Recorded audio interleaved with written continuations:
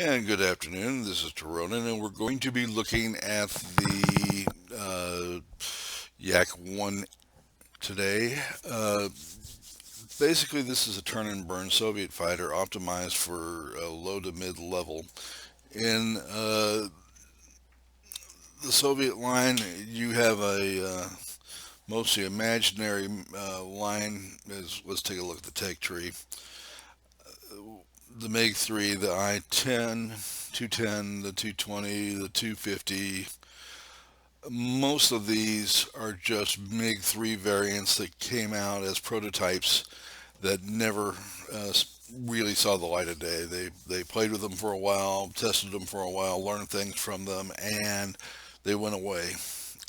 That cannot be said about this line. The I-117 was a one-off prototype that exists. Really, you went from the I-16 right into the Yak 1, Yak 7, Yak 1M. Um, Yak 3 is a very late development and quite a fighter from what I hear. So these were all optimized for low level, low to medium level combat, which is where all the combat was taking place. Uh, a bit about how these were produced is they were nothing less than staggering from the fact that they were produced by subcontracted parts, a lot of small workshops out there, and then sent in and hand fitted. A lot of these yaks, there's no such thing as interchangeability of parts. They had to be fitted to the aircraft one at a time as they're being built. Sometimes the struts were different lengths. I mean, you were talking about things that most countries would look at and go, "How do you expect me to make a fighter out of these parts?" And they did it. Um, they were put together at a time when Germany was invading Russia, and over the course of the Great Patriotic War, World War II, as we know it, they lost 20 million people. Think about that one. We lost, I was going to say right around 500,000, right around that area. Maybe not even that many. 20 million people, and they were put together in conditions that would just make your jaw drop. Things that we consider cruel and unusual punishment. And I keep getting the yak here in maps that everything is high level. So this is going to be interesting. Started to put together a video the other day, just before this here, the other day, 30 minutes ago. Man, what happened to my memory? Um, and then realized I didn't have my mic plugged in. Oh well, we'll go on to a practice. Um, the one thing you're going to notice very quickly about this aircraft is it has exactly 150 caliber and 120 millimeter cannon for its armament. So as far as heavy duty firepower, this is not going to be the aircraft. It is, however, very maneuverable, and it does have a fairly good range of hit points. We'll go over the stats later in the video when we get done with it, and we can take a look at it, the Nakajima, and the for comparison, it's not that fast an aircraft, but if you're a pretty good shot, you can certainly do some damage with it. And you notice that's got an aircraft on my tail, so we're just going to turn around here real quick. And you notice how fast you can get out of somebody's way, and you're going to have to.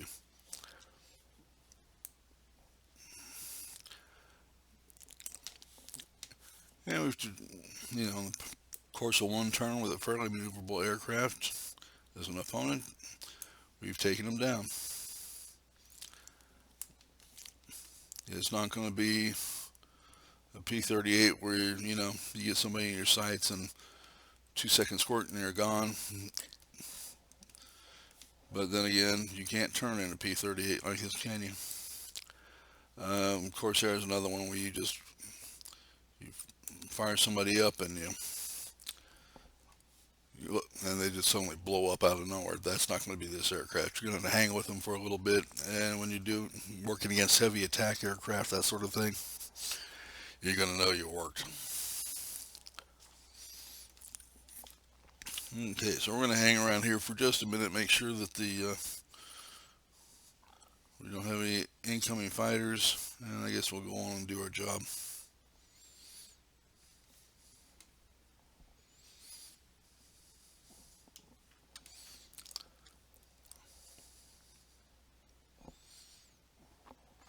Everybody wants to play with the bombers. Sure hope we don't have some enemy fighters sneak up on us while we do this. This, by the way, is not the forte of the yak. I should not be up here at all.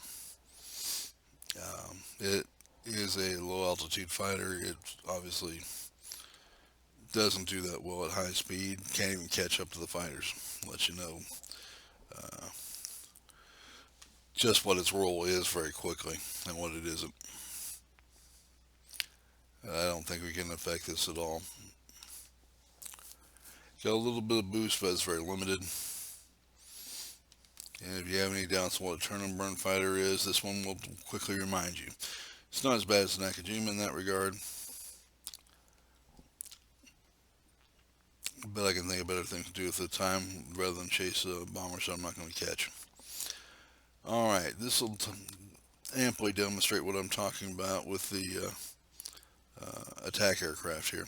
You notice that I have already lined up on this guy, given him a long burst, and I've hardly affected him. Use a little bit of engine boost, get around, lay onto his tail, and I've been back here now forever. I'm watching my radar to make sure nobody sneaks up on me. He wants to get rid of me. God knows he knows I'm there. But we're not doing any real damage to him yet.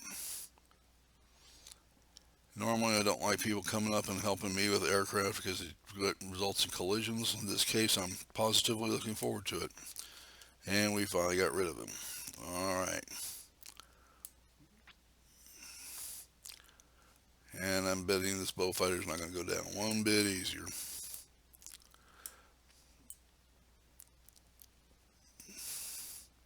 So while he goes and raids my base, I get to take a leisurely tour of every part of his inside with the cannon armament.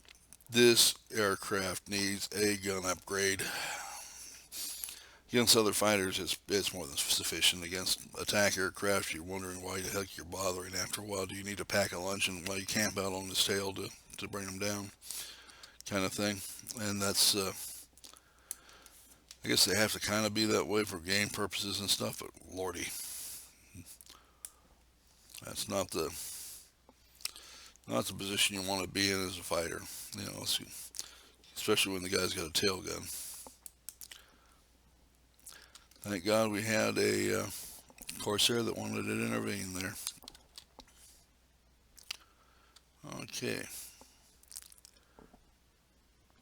But when you're going to get low and dirty like this one does and get in fur balls, which is what this is going to really love, you don't want to be involved with um, you're going to see lots of ground fighters down there, unfortunately.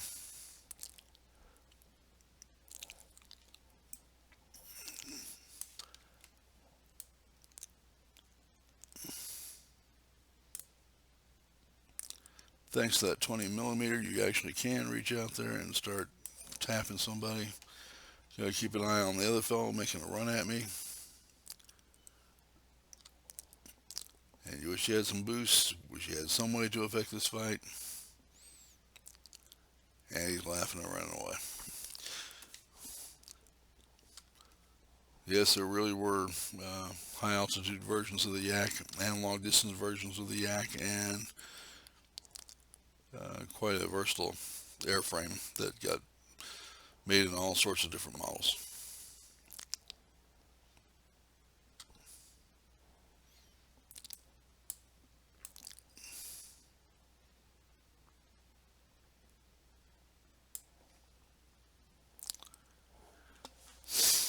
Well, I managed to not get killed in a turn and burn fighter. That has got to be first. I got to number 3 position on the roster there, but unfortunately it was on the losing side. That being said, what do I think of it? I think as a maneuver fighter, it is pretty darn good. I like it fine. So you look at this, the summary, did, 3,500 points or so. Okay, some money, we got some experience. Team score came in third. The problem with the turn and burn fighters, if you're going to go down this route, is you're going to see some things that you're just going to have to accept. You're not fast enough to inject yourself into fights. You're going to mosey on over there, or somebody's going to come to you.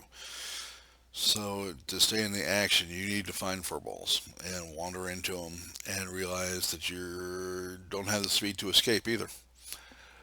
So your only defensive is maneuver, rapid turns in the vertical and horizontal plane to get out of people's gun sight. You saw me do that a few times in this video. Let's talk a little bit about the stats. Your survivability is very good. Your maneuverability is right up there. It's not going to beat either. I'll show you the examples. There's an Nakajima, which is probably the best that I've seen. There's your Zero. But it's right up there. By the way, let's go ahead and take a look at the Spitfire. You can outmaneuver a Spitfire. In fact, I have done so. Did so in the video before this one, where I don't have any voice. Yeah. Okay. Altitude performance, by the way, is low, as you saw. You're not going to chase anybody up there. You want to get real high altitude. As old SpongeBob SquarePants will say, you have fun with that. Let me know how it works out for you, because it doesn't work out well for me. There are aircraft that do a better job at that. As for turning, they can stay with most of them, and if they're not on the top of their game, you can stay with any of them. You probably do not want to get in a turn and burn with a Zero or a Nakajima, but they're going to have to work for it to turn you and get on your tail. They will do it, but it may take them a little bit. And you can outturn a Spitfire. Did that last game. Took about 4 turns to get on his tail, but I did, and quickly shot him down. Where this aircraft hurts is here. Gun armament. It is not good. Really needs an upgrade. Luckily, it is on the way. And you look at the Yak 1M, and the armament is, when you start adding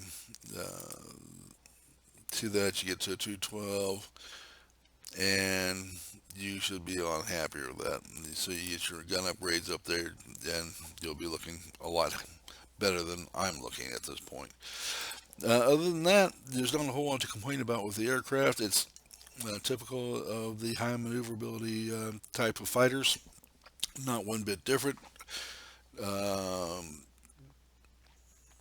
But it's a good fighter along that line. I like it because it's a little sturdier than the KI-43 and doesn't have the overheat issues. It's very reminiscent to me of the Zero. And if you like that kind of fighter, you're going to love this one. Thank you. Have a great day. Please remember to like the video if you do, and to subscribe if you will. I'm a new content provider, and I can use all the help I can get. Thank you so much. You have a great day, and we'll talk again soon. Bye-bye.